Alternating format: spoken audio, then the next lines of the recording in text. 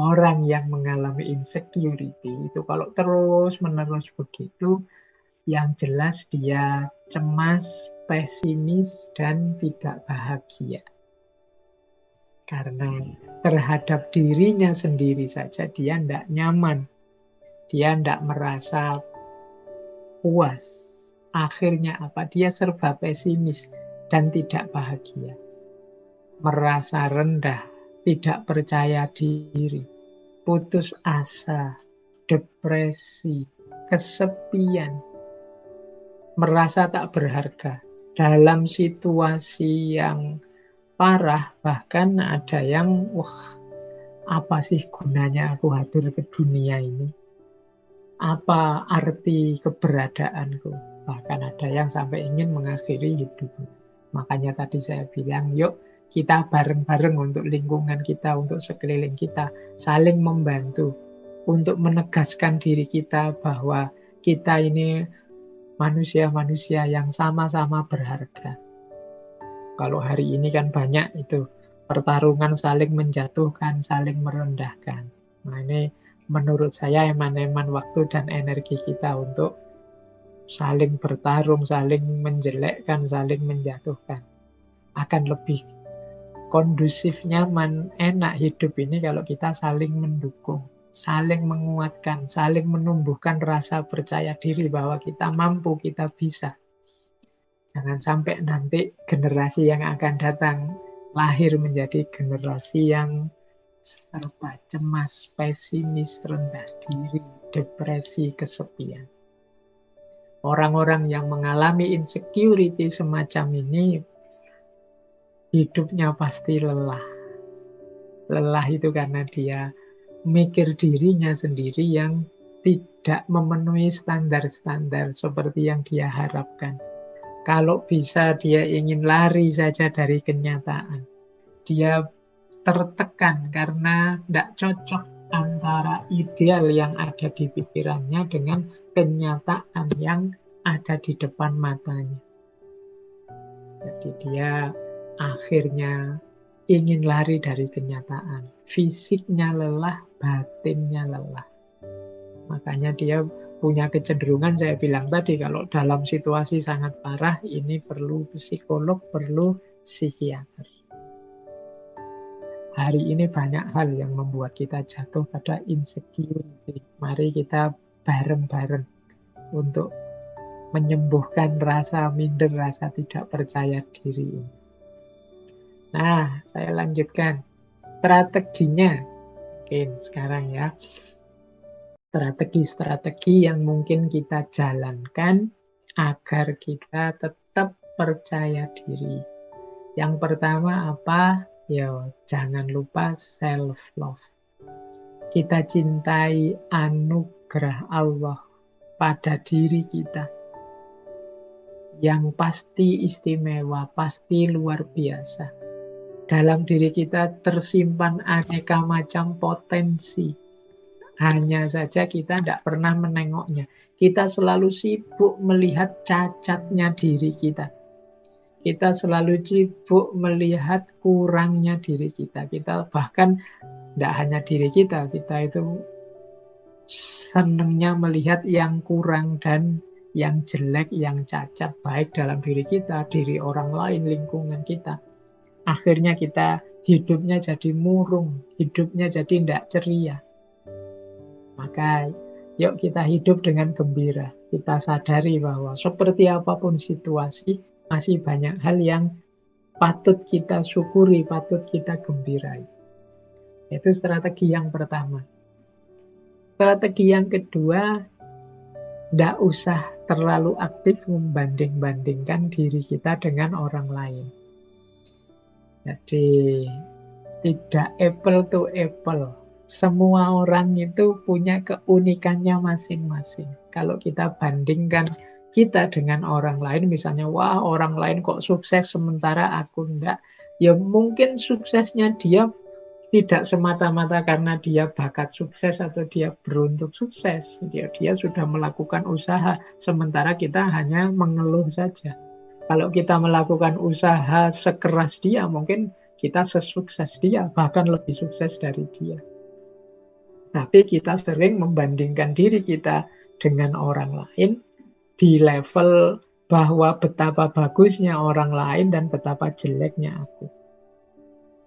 Wah, kok ada orang cantik ganteng-ganteng seperti itu ya, kok aku kalau ngaca kok minder sendiri aku lihat. Ya karena kita bandingkan dengan mereka yang standar kecantikan, standar kegantengannya beda. Coba kita pakai standar yang berbeda, mungkin keputusan kesimpulan kita beda. Tentang kekayaan juga begitu, tentang jabatan pangkat juga begitu. Kita sukanya membandingkan dengan orang lain. Maka untuk biar kita tidak jatuh pada insecurity, yuk mari latihan untuk tidak membanding-bandingkan diri kita dengan orang lain terus-menerus. Kemudian yang ketiga, cari teman yang mendukung. Jangan teman yang malah menjatuhkan harga diri, menjatuhkan rasa percaya diri kita.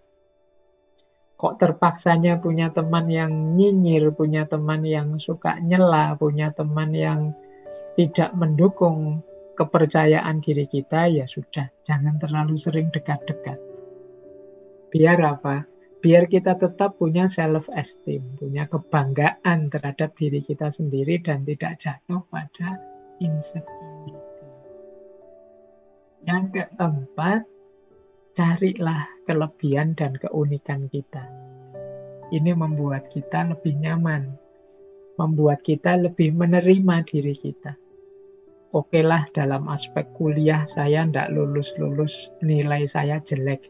Tapi alhamdulillah saya sudah punya pekerjaan, lebih mapan. Mungkin teman saya yang itu lulusnya paling cepat, nilainya paling tinggi. Tapi kan setelah lulus dia mikir nyari kerjaan. Saya sekarang sudah punya kerjaan, sudah bisa mapan. Loh ini kan kita melihat sisi positifnya. Dia lulusnya cepat, tapi aku lulusnya lama, tapi kan aku di pondok sambil hafalan Quran, lumayan. Aku lulusnya agak telat, tapi kan ada bonus, aku sambil hafal Quran. Nah, banyak kok. Apa? Coba kita cari, apa sih keistimewaan kelebihan kita yang tidak dimiliki orang lain? Yo, aku ini miskin, tapi kan aku ini punya daya tahan, punya kesabaran yang lumayan. Miskin begini aku masih bisa gembira loh. Daripada yang uangnya banyak, kadang sumpek malahan. Kena masalah masing-masing. Nah, kegembiraan ini harus kita syukuri.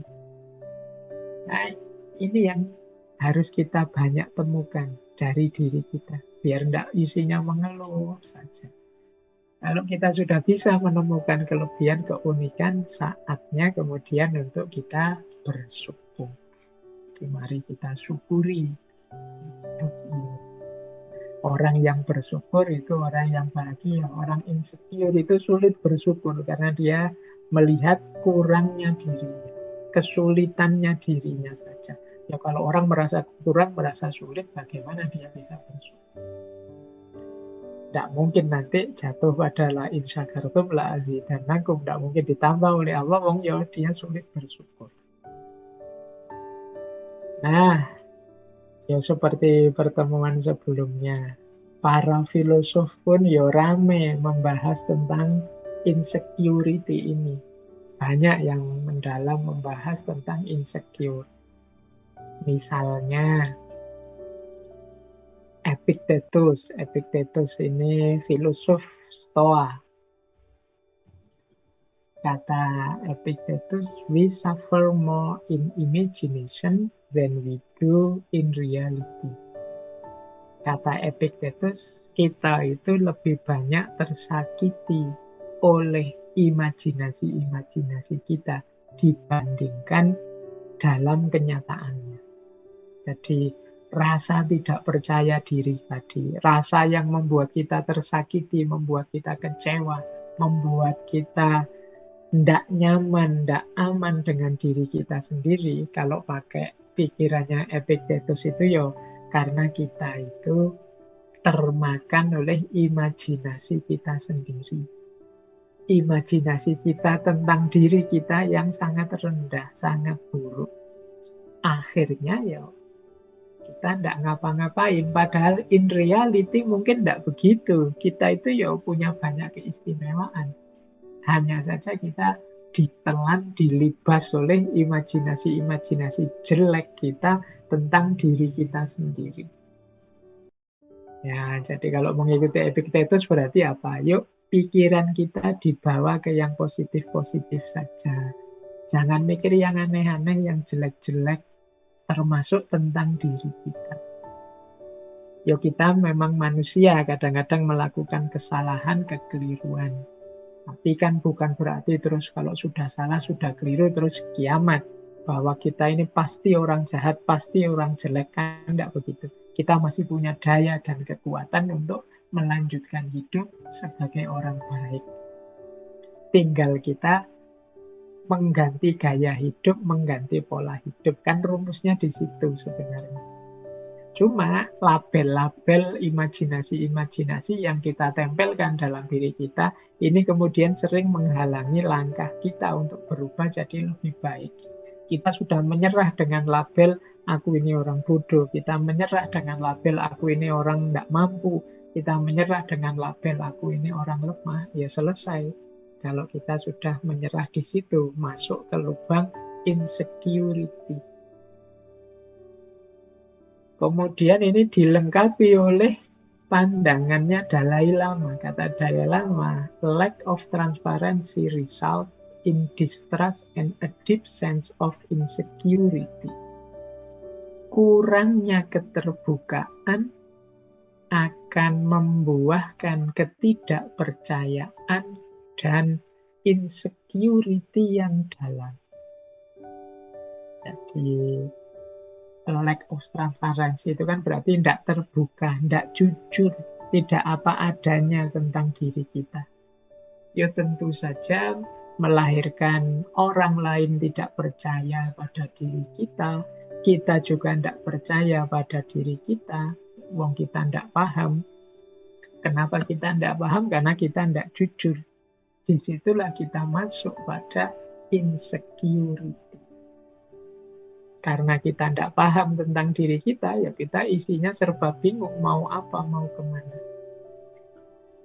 Nah, dilanjutkan oleh Erich Fromm. Kata Erich Fromm, tugas yang harus kita tetapkan untuk diri kita bukan kok to feel secure, untuk merasa aman, tapi to be able to tolerate insecurity. Kita harus bisa menerima insecurity. Maksudnya apa? Ketakutan-ketakutan, kemudian hal-hal yang menurut kita negatif, itu kita terima dulu. Ya setelah itu kita carikan solusinya. Tidak mungkin hidup kita itu sepenuhnya secure, sepenuhnya nyaman, enak. Pasti tentu saja ada yang kurang-kurang. Ya kita terima dulu yang kurang-kurang ini, nanti pada saatnya kita tingkatkan, kita keluar dari zona nyaman kita untuk hidup secara lebih baik. Nah, dipungkasi oleh Osho, kata Osho, kuncinya kita lepas dari insecurity adalah expectation, harapan. Jadi manusia, jangan sampai kita kehilangan harapan. Mengapa sih orang insecure tadi terus tidak mau ngapa-ngapain lagi, menyerah dengan dirinya? Itu karena dia putus harapan. Karena dia sudah sangat kecewa dengan dirinya, akhirnya putus harapannya. Dia tidak ingin apa-apa lagi sehubungan dengan dirinya. Dia tidak percaya dirinya bisa mencapai sesuatu. Jadi orang insecure itu bahkan berharap saja dia tidak berani. Dia merasa tidak mampu. Padahal kuncinya, kata Osho, kita keluar dari zona insecurity itu, kita menghidupkan harapan-harapan. Jadi hidup di tengah harapan. Nah ini filosofi-filosofi ya. Next time mungkin tokoh-tokoh ini kita ulas masing-masing per sesi. Kita belum bahas Epictetus, kita belum bahas Dalai Lama atau Osho. Nanti kita perdalam gagasan beliau-beliau ini di satu sesi khusus entah kapan.